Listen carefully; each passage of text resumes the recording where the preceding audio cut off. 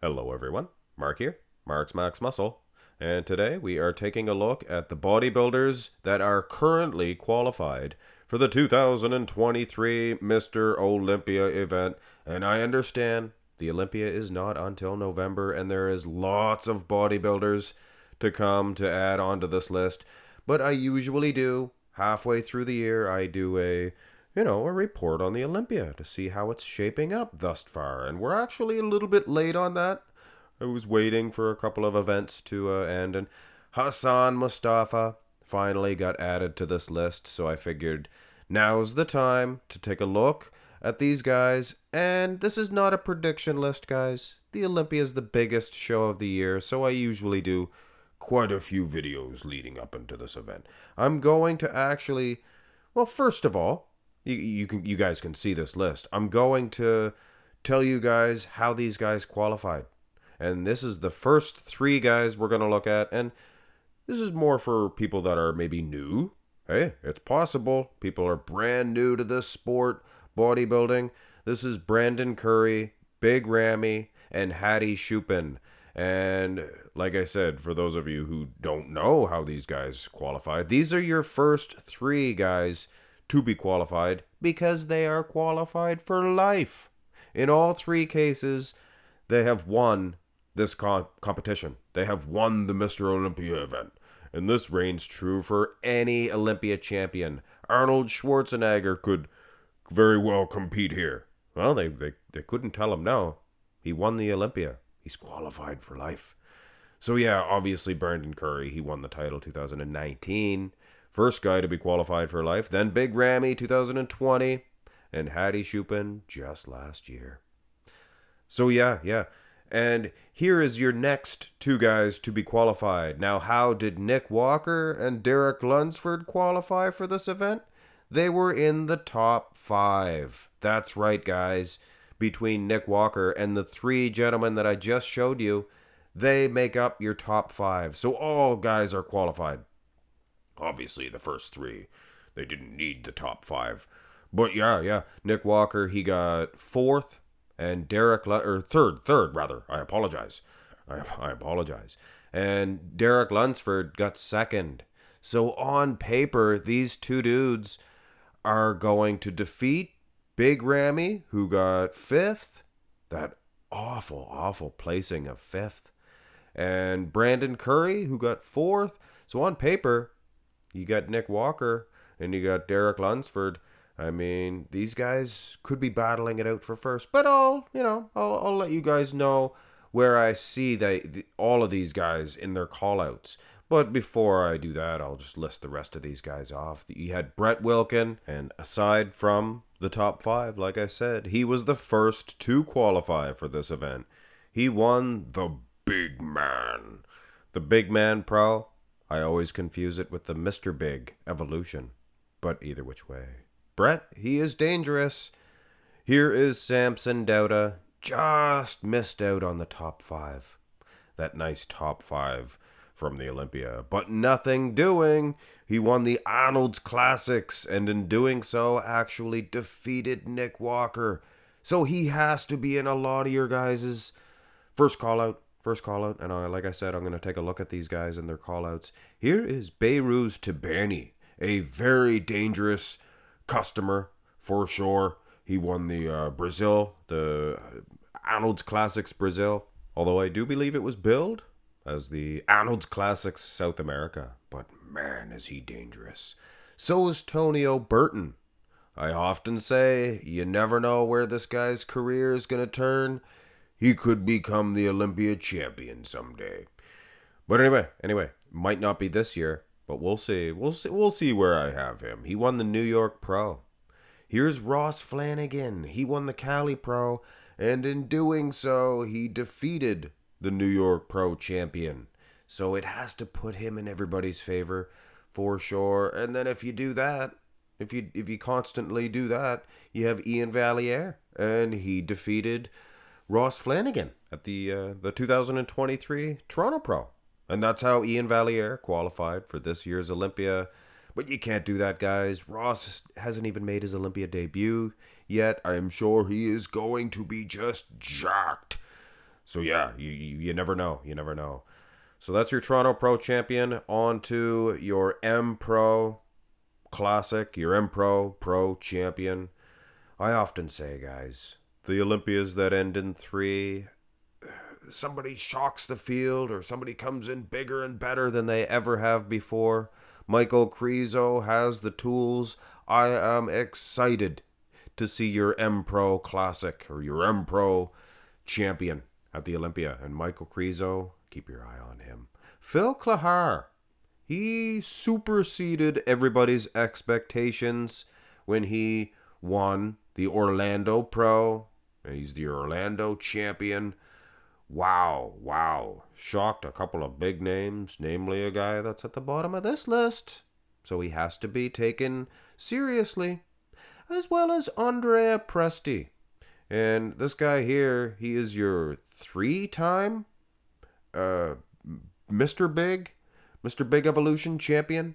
He won that title how many times? The Portugal Pro. Wow, he always impresses me, and he could be a dark horse pick in this one. I definitely have a dark horse pick to win the Olympia. I'll actually tell you guys that later, but not a serious pick. But Andrea Presti, definitely a dark horse to get, supersede people's expectations, much like your Phil Clahar. And last but not least, we have Hassan, the Colonel Crunch. 3rd time's a charm. It seems like this guy has been not robbed. It just, I don't know. I guess unless you're there, you don't really know what happened with Hassan. He came 2nd 2 times, and finally he took the Vancouver Pro Championships just this past weekend, and I'm so excited to have him in this list. And the guy is huge, ripped, strided, but is he going to be in that first call-out? Well, it's going to be tough. Now, this is for fun, guys. This is for fun because we love bodybuilding. We like to speculate. This, in my opinion, will be your first call out, your top 4, whatever you want to call it. I've seen them have, 6 guys. They had 6 guys in that call out last year. I've seen just a top 2 at some shows. So you don't know. I think it's going to be a nail biter between these 4. Nick Walker, he means business, guys. This is him at the Arnold, actually, where he lost to Samson Dauda. So Samson, on paper, this guy is right up there too. He could be the one. Ends in 3. He could be the one. Oh, it is fun to speculate. You guys having fun? Nick Walker could win the Olympia. Hattie Shoup, I don't think Derek's gonna win the Olympia. He's a strong runner-up, but it's gonna be a situation where they're gonna say, it's the Olympia open class. We're gonna go with the bigger guy. But having said that, he has the capabilities of beating every one of these guys. Of course, he beat the other 2 guys. He beat Nick and Samson, but can he beat Hattie? Nick could be the Olympia champion. I'm not seeing it. As far as the judges are concerned, I don't know. Politics might exist. Things of that nature. I could see Samson winning. I could see Hattie winning. But I will obviously reserve my ultimate decision till my prediction lists leading up into the Olympia. But right now, I'm feeling it from Samson. From Hattie. Could be Nick and Derek battling it out for a dubious 3rd place. You never know.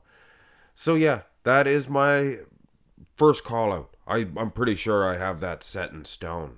And now, your second call-out. This gets more interesting as we go down the pike. To be honest. Now, you can obviously see I have Big Ramy, Momdels Baye, and Brandon Curry out of that first call-out. But I think it's time. Once they want the former big names out of there, once they start sweeping them away, like they did last year, it's easier for them to let go. You got Michael Krizo. He is on the climb. You got Ian Valliere, kinda somewhere in limbo, I guess. He was maybe more of a hot commodity in 2020. And then Hassan Mustafa. He is a wild card as well. Now, back to Krizo.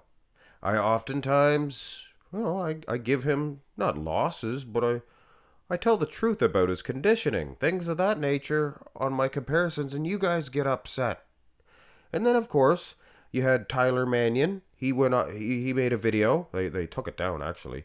He take it down. Do do do do. He made a video saying, "Well, you guys can't form strong opinions about who's winning because we see up close and you guys don't." Well, I'm gonna tell you something. The fans, I'm the one that I usually say, Ian Valliere, his conditioning is so good, the thin skin, the things of that nature, and that's why he wins. And the fans, obviously, they like Krizo's physique. He's got a better physique. He should win, right?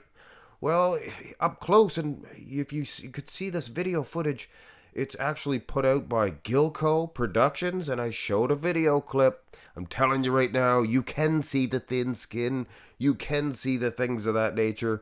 So if they put more of an effort into showing us fans this, you could see why, say, Ian Valliere gets the victory over some people, because the conditioning edge is so drastic that you have to kind of favor that at some point.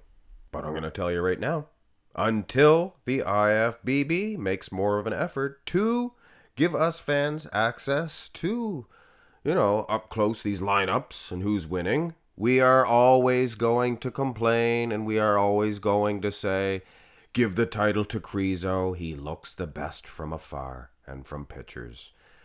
But anyway, I see Krizo getting even more condition than he was at the M Pro. And if that happens, if the condition is even close, the guy is such a monster that he will mop through guys like Ian Valliere and Hassan the Colonel Crunch, Colonel Mustafa, unfortunately for him. But that's just my opinion, guys. Not trying to diss my man Hassan. I like all of these guys. And when it comes to the two former champions, Big Ramalama, Brandon Curry, honestly, guys, with the structure, the muscle, and the momentum, and the shift, it's all working. The shift from the older guys to the newer guys. Michael Krizo, he could very well place first in this pack. And if that happens, he'll be compared maybe with the first call out. This is all speculation, guys. This is all me saying my opinions out loud. And hey, I would like to hear your guys' opinions in the comments as well about who you guys think is in the second call out. And of course, in both cases, Big Rammy, Ramrod, as I called him sometimes, and Brandon Curry absolutely could be even battling it out for a win for the Olympia. I highly doubt it, but it is possible. I do not think it is possible for the other three, for Krizo, and if for anybody, Krizo maybe, but I highly doubt it. And definitely not Ian, and definitely not Hassan Mustafa. They're not going to be battling it out in that top 3-4 situation. Now, Brandon Curry, I know this might upset some people. They're going to get upset. You don't know what you're talking about. Brandon Curry's my dark horse pick to win the whole bloody show. I think he was as big as he ever was last year. He was a little softer. Of course, that's why he placed lower. But he was as big as he ever was. And when you're older, that's usually what you lose is your size, right? So he's my dark horse pick to win. It's a long shot, guys. He's not going to be my prediction to win, just my dark horse. I think he could do it. Anybody in this group, I don't think that Rammy's going to get it back. Very hard to get it back, period. So, that'd be a long shot. Who's left? And for all intents and purposes, the third call out for this fun little speculation video, you got on. This is a good group. Imagine this for a small show. Wow. I'd pay the Vancouver price for that. You got Andrea Presti, Brett Wilkin, Phil Clahar, Beirut Tabani, Ross Flanagan. Can't wait to see him in his debut. Antonio Burton. I mean, guys, you could jumble it up any which way. It's obviously doesn't really need to be said, but yeah, it's a foregone conclusion in terms of bodybuilding. If one of these guys nails it, and all the rest don't, it's obvious. Anybody could win out of this pack. Now, who do I personally see, if in my head, if they are all in shape, which I've seen them all in shape often, I see Beirut Tabani leading the pack with Andrea Presti a close second. So look for Beirut or Andrea Presti maybe to lead the charge. But guys, come on, let's not get ahead of ourselves. Brett Wilkin, if he is on, bigger and conditioned, he could mop the floor with any one of them. And ditto with Tonio Burton. Ross Flanagan, he has a victory over Tonio, so it could go any which way. It is a very hungry group. Very hungry group. And obviously, guys, this out of these guys here, this group here, they are probably all going to be working the hardest because they realize the type of competition that they're going to have to face. And it's going to be close competition. And even with the other grouping, for instance, you have Phil Clahar. Phil Clahar just defeated Hassan Mustafa, the Colonel, at the Orlando, so he could very well beat everybody here. You see his back shots. He's going to win them back shots, I'm going to tell you right now, against probably all of these guys. But yeah, he's defeated Hassan, so Hassan, he could easily slip into this group if he's not on 100%. So you never know, guys. Gonna be an exciting event. And since we're having so much fun, let's look at the competitors list from last year to see who we're not talking about, to see who we have yet to see compete and who's not competing. There's a couple of obvious names that stick out there, namely Andrew Obake, Andrew Jacked, and Hunter Labrada pictured here. As you can see in the placings, Hunter Labrada got a victory over Andrew Jacked. These two dudes will be competing with each other at the Texas Pro coming up here in a couple of weeks. And it's going to be an exciting event. Very close matchup. Obviously, if they're placing side by side at the Olympia, look for Andrew Jacked, maybe to retain his Texas Pro champion. But from what I've been seeing from Hunter Labrada, he's looking his all-time best. So if Andrew does slip, and it's possible, he slips and Hunter doesn't, look for Hunter to qualify for the Olympia and maybe Andrew Jack to have to compete again. But guys, as is, I see Andrew Jack actually getting a victory over Hunter. But it's going to be close. I'll tell you that right now. Hunter looks his best.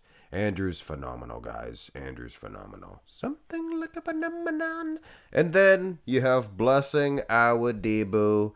He really woke up on the wrong side of the bed. Before last year's Olympia, he didn't place. You could see a whole bunch of bodybuilders place 16th. I mean, you could tell somebody, I placed 16th at the Olympia out of 30 guys, but really I didn't. Anyway, I have high hopes, or I had high hopes for this guy. And Blessing, you're awesome, man. I like your physique. But as a kind of an inside joke, I'm going to predict him dead last if he even qualifies. Which I see him qualifying, I believe. He's competing, if I'm not mistaken, very soon at the Chicago Pro. Is he competing at the Chicago? Well, tell me if I'm wrong. I think he is. And there's actually a couple other names that we will not be seeing compete. We'll not be seeing Rafael Brandao, which is very upsetting. Would have loved to see him at this year's Olympia. And William Bonac, we'll have to wait till next year to probably see him.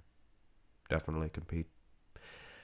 Anyway, guys, just had to get that off my chest. A little bit of Olympia fever, Olympia jitters, so far away, but I wanted to talk about it. This is your competitors list. Let me know who you guys have, for your callouts. You can give me your predictions if you want now, but you know it's going to change. You know your predictions are going to change. Hit thumbs up on the video, guys. Little bit of an update for you bodybuilding nerds. Luch Mike myself. Luch. Have a great one, guys.